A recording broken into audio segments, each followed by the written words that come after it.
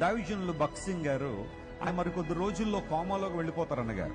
ఆయన చాలా కాలం కోమాలో ఉండిపోయారు. ఆయన ఆ తర్వాత చనిపోయారు అనుకోండి.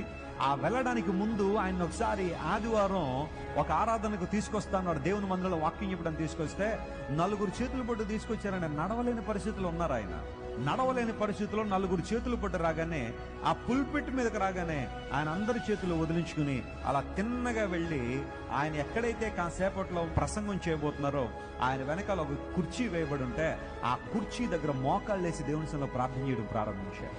చర్చిలోనికి రావడానికి 4 పట్టుకుని నడిపించాల్సి వచ్చింది. అంత బలహీనతలు ఉన్న ఆయన వెళ్ళంతన మోకాళ్ళేసి ప్రార్థన చేసి ఆ తర్వాత వాక్యం చెప్పేవారు.